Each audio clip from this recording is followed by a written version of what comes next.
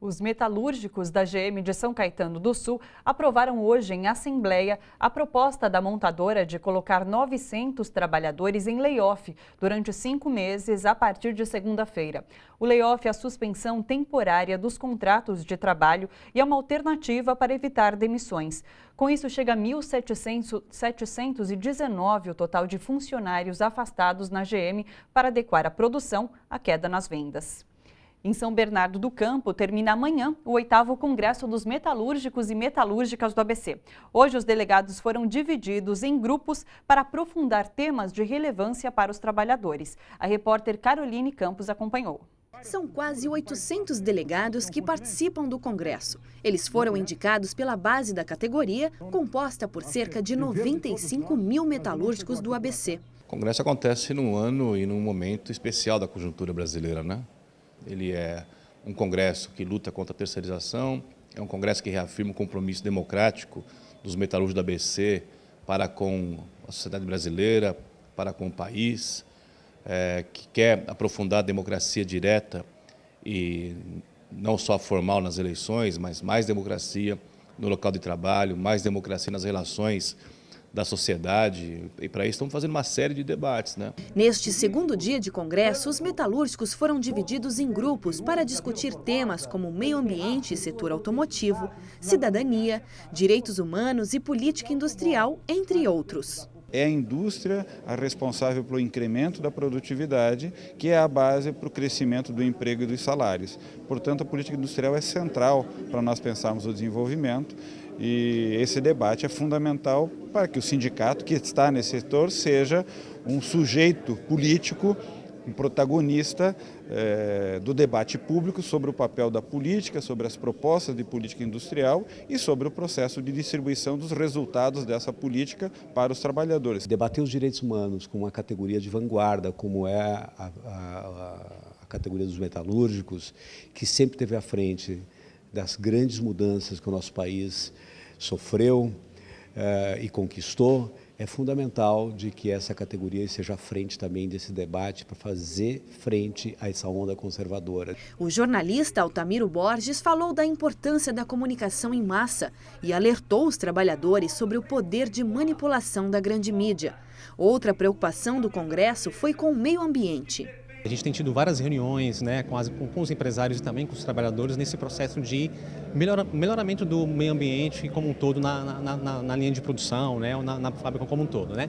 Então, eu acredito que o trabalhador ele é fundamental que ele participe dessas discussões. A gente tem tido várias discussões pelo país inteiro e com propostas bastante interessantes, ou seja, os próprios trabalhadores apresentando propostas de como fazer processos melhores de como consumir menos energia, né, como você poder reciclar um insumo na linha de montagem. Então, acho que isso tem sido bastante gratificante para nós e para eles também, né? E de que maneira essas informações vão ser repassadas para a base? Primeira coisa, corpo a corpo, como foi lá no sindicato e tal, a nossa representação no local de trabalho, e aí os cadernos de resolução, as assembleias nas fábricas, a tribuna metalúrgica que repercute, a TVT que transmite e fala sobre o tema. Vai ser fácil chegar à informação, que ela vai ser bem recebida, porque é isso que o pessoal está pensando nas fábricas.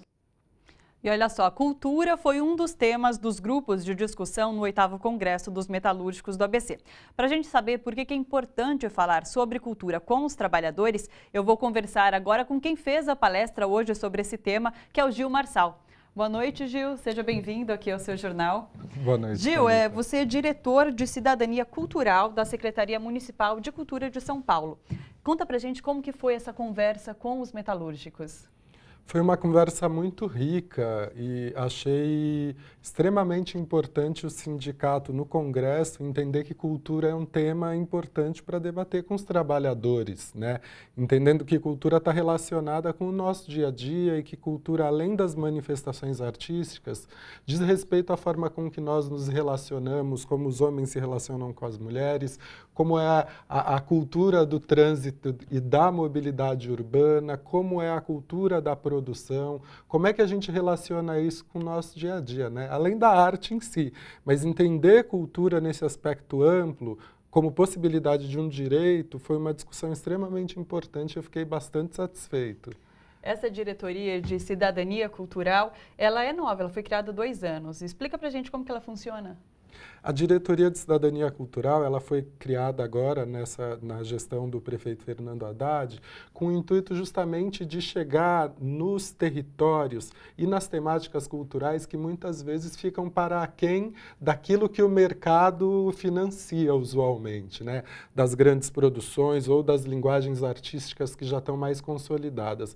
Então a ideia da cidadania é pensar cultura como um direito, sobretudo para aquelas pessoas que têm menos acesso ou que estão em territórios, né, que têm menos ofertas dos serviços culturais, e também para aquelas linguagens que não estão consagradas dentro das belas artes, como a cultura popular, a capoeira, as linguagens, né, e os temas que a juventude se relaciona, como o funk. Como é que a gente faz uma discussão sobre o funk? Como é que a gente aproxima o funk, né, da discussão contemporânea? Quando o Estado se afasta de uma linguagem, de um tema como esse, é o momento, na verdade, que o crime se apropria. Então, a ideia é ampliar essa discussão, conseguir discutir com esses segmentos, seja quem produz, seja quem consome, né, do público, e tentar avançar na ideia de cidadania como um tema transversal dentro de todos os setores da Secretaria Municipal de Cultura. Qual a avaliação que você faz desses 2 anos? Vocês têm conseguido avançar bastante? Tem feito bastante... Como que tem sido? Acho que a avaliação é boa porque a gente parte do VAI, e o VAI é um programa que foi criado em São Paulo há 10 anos, e ele foi o ponto de partida para a área de cidadania. O VAI apoia iniciativas culturais de grupos jovens. Isso há 10 anos, e quando o VAI começou, existia uma questão de, tipo, é possível pôr dinheiro público na mão dos jovens, né? Então o VAI, ele dá um pequeno recurso para um grupo que está desenvolvendo uma ação cultural, uma mostra de teatro amador, um festival no bairro, um grupo que quer produzir um CD e não tem como materializar esse projeto, essa ação. Então vai dar um pouco de recurso, esse grupo organiza esse projeto, né, e realiza seu sonho. A gente está lidando com sonhos da juventude.